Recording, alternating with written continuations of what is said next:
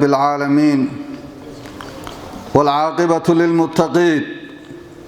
ولا عدوان إلا على الظالمين وأشهد أن لا إله إلا الله وحده لا شريك له وأشهد أن محمدا عبده ورسوله صلى الله عليه وعلى آله وصحبه أجمعين. عباد الله، اتقوا الله سبحانه وتعالى حق التقوى وراقبوه في السر والنجوى. ولا ليال سيدين مغليني خطبتنا waxay dhameystir u tahay xadiiskii nabigeena calayhi salaatu wasalaam ka sugnaaday ee qayb kamid ah khudbadii hore aynu kaga hadalay oo nabiga calayhi salaatu wasalaam inoogu sheegay 12 arrimood oo saddex kamidi lagu halaagsamo saddex kamidana lagu badbaado saddex kamidana qofka waxa weeyaan loogu dambi dhaafo saddexda kalena qofka darajooyin ay gaarsiinayaan oo kor Ilaahay subhanahu wa ta'ala darajaadkiisa ugu qaadayo. waxaynu darsigii khudbadeennii hore ku soo qaadanay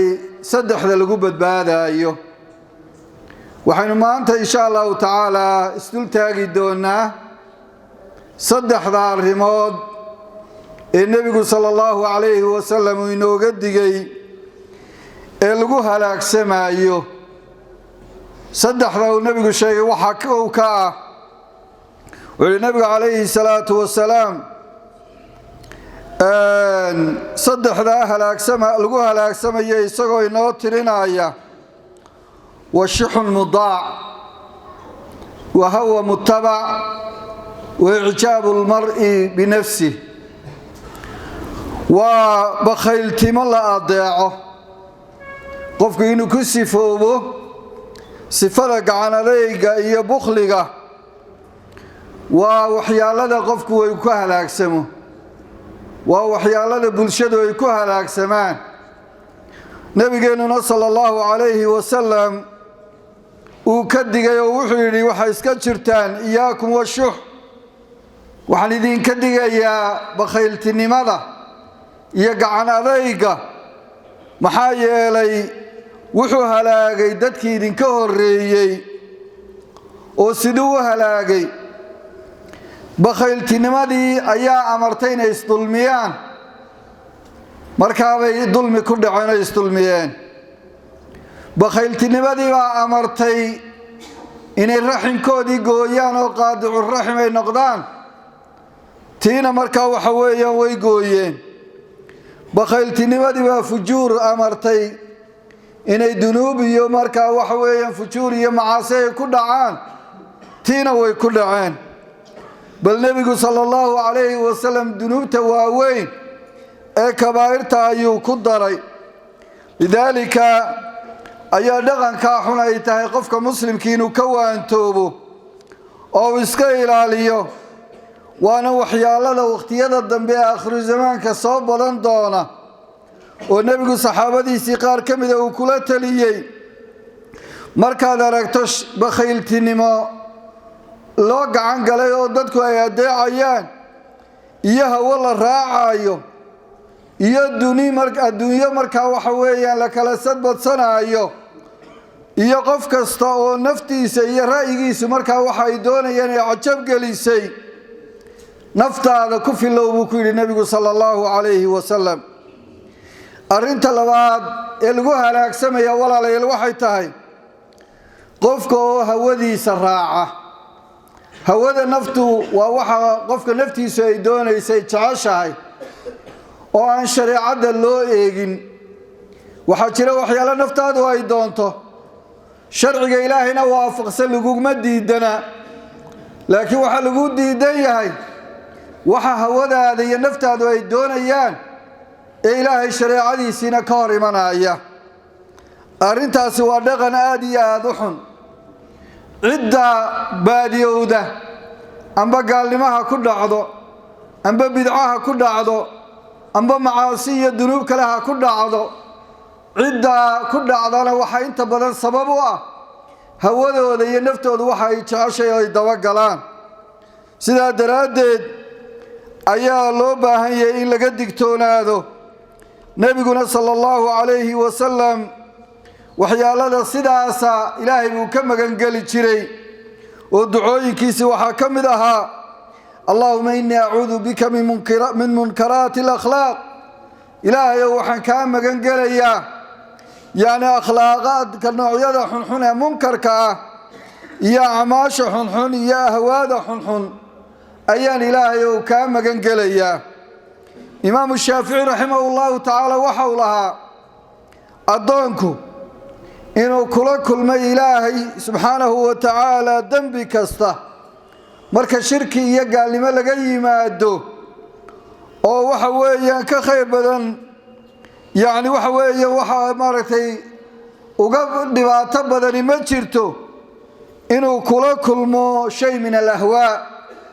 marka ahwaadaas haday bidc iyo marka waxyaalo xaq la baalmaraya ay tahay iyo qofka marka waxyaalo macaasiya soo naftiisa dacaya ku dhacay tahayba yani wax ilaahay la hortago oo gaalnimo marka laga yimaado ka daran ma jirto Abdullah ibn Abbas wuxuu lahaa rahimahullah radiyallahu an hal fariisanina dadka ahlu ahwaaga oo waxa weeyaan hal mujaalisina maxaa yeelay fadhiga la fadhiisataan ee isdhex gashaan mumarridatu lilqulub waxay bukaysiinaysaa oo xanuun ay qaadsiinaysaa qulubta sidaa daraadeed ayay tay qofku cidda la mujaalasoonayo iyo ciddu sheeka wadaaga la leeyahay inay tahay cid ilaahay xusuusinaysa cid uu khayr ka kororsanaayo cid haddii uu yaro tallaabo waxa weeyaan wanaaga uu ka fogaado soo dabaalaysa inay noqoto ayaa loo baahan yahay laakiin haddaad ilaaliso kan bay sheekadu isku kin baxdaa oo ku sheekeynaya xaq iyo baadilba kugu sheekeynaya dambi ayuu ku soo jiidaya arinta saddexaad ee nabigeenu inooga digay waa ijaabul mar'i bi nafsi qofku inuu naftiisa cajabiyo ra'yigiisu ra'yiga toosan uu noqdo taladiisu talagu waaraya ay noqoto arinta uu soo jeediyo hadii la qaadan waayo waxa kale oo dhan daaqada ka tuura uu noqdo arintaasi sax maaha walaalayaal dhaqanku baray rasuulku sallallahu alayhi wasallam dadka muslimiinta waxa weeye markay tala gaadhayaan inay tala wadaag yeeshaan ay wada tashadaan oo la isku celceliyo oo wixii go'aan noqdo lagu wada qanco oo qofka aan u oran haday tayda la qaadan waayo laba iska keen raaci maayaan waxa loo baahan yahay walaalayaal dadka muslimiinta inay iska ilaaliyaan yani waxa weeye qofka inay cajab geliso go'aankiis oo uu yiraahdo taydu ma weeyaan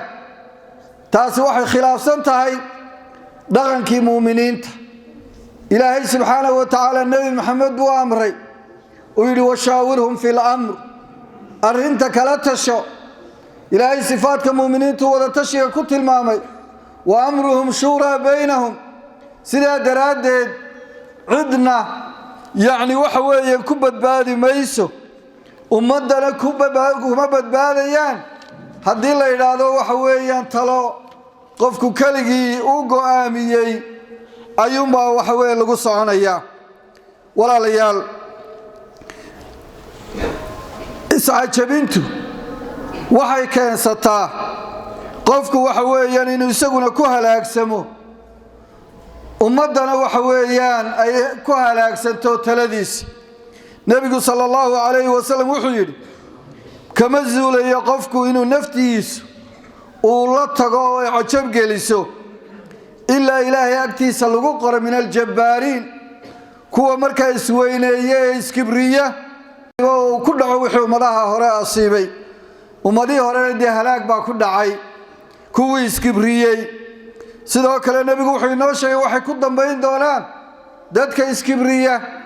oo wuxuu sheegay rasuulku maalinta qiyaamaha in dadkii isla weynta ahaa maalinta qiyaamaha la keenayo ayagoo darro laaleeg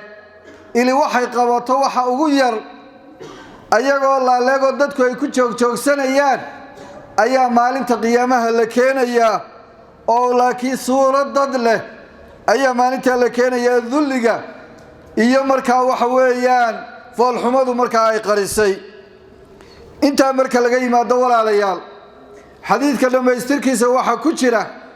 oo rasuulku inoo tilmaamay sallallahu alayhi wasallam saddex arrimoodna inay yihiin kafaaraad waxyaalo dunuubta laynaga tirtiraayo dhammaanteen waynu u baahanay dunuubta inaynu iska tirtirno gafafkeena badan rasuulku wuxuu yiri intidaaru salaati ba'da salaah salaadaad salaad ku sugayso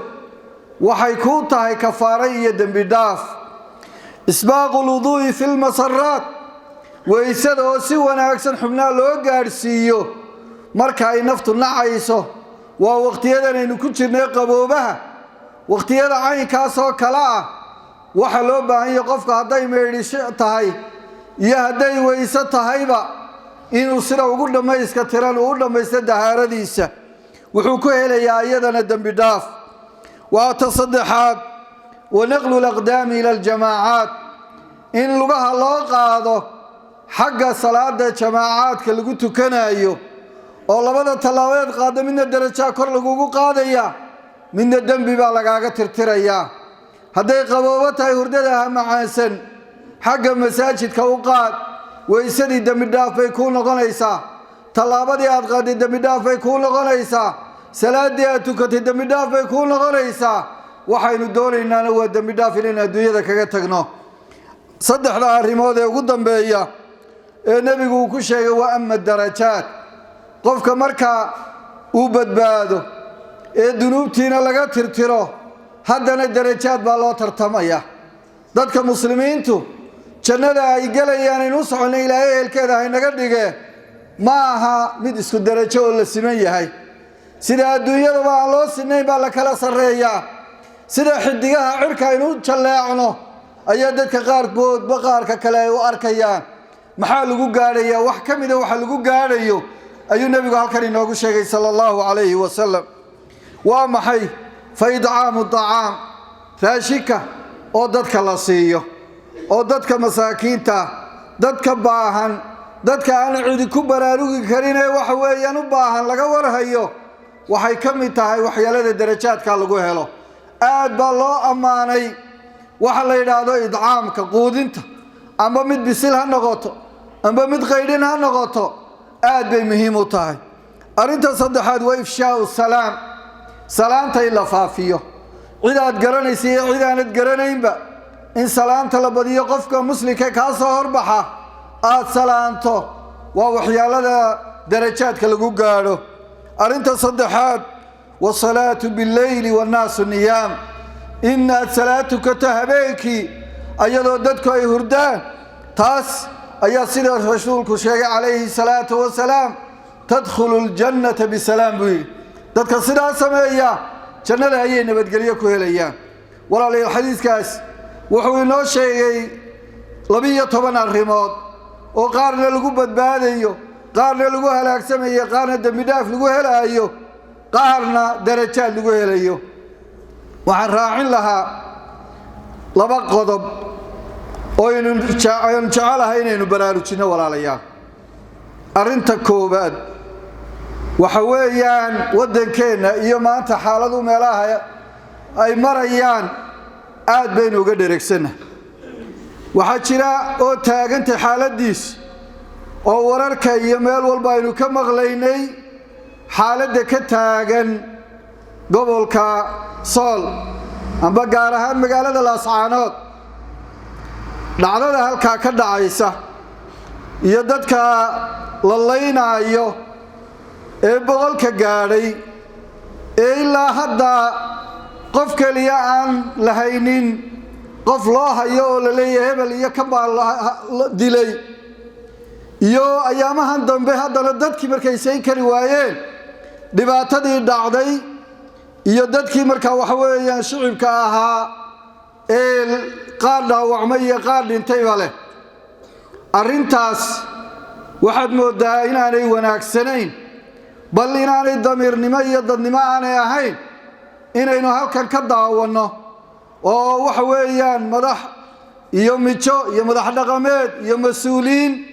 la yiraahdo halka waxba ka dhacayo oone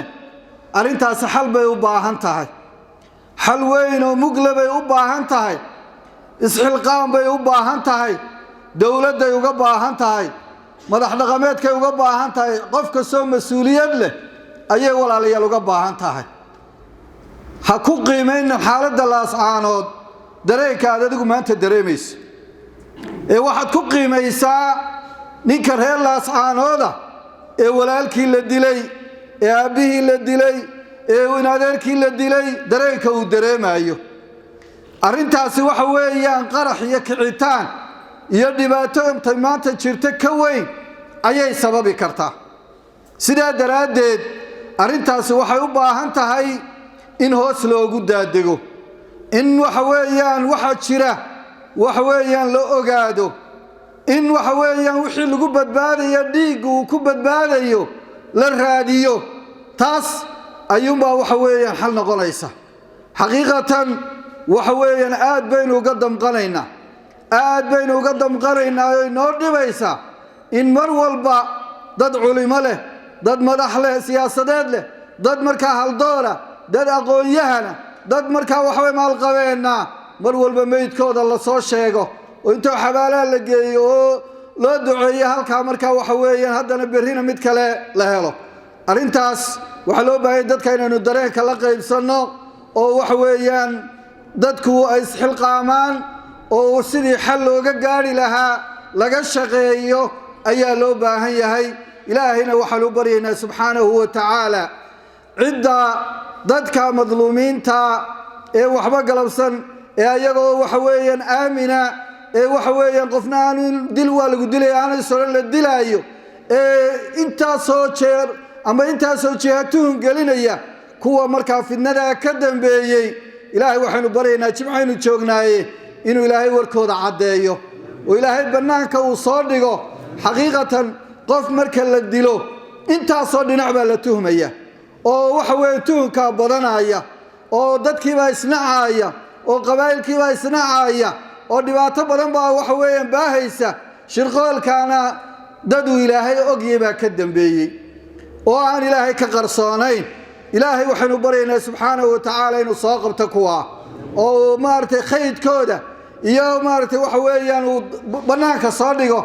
dadka dhaawacana ilaahay subxaanahu wa ta'ala boogayo kuwii dhintay ilaahay u naxariiso kuwa dambana ilaahay subxaanahu wa ta'ala aanu inaga dilin arinta kale walaalayaal waxa ay tahay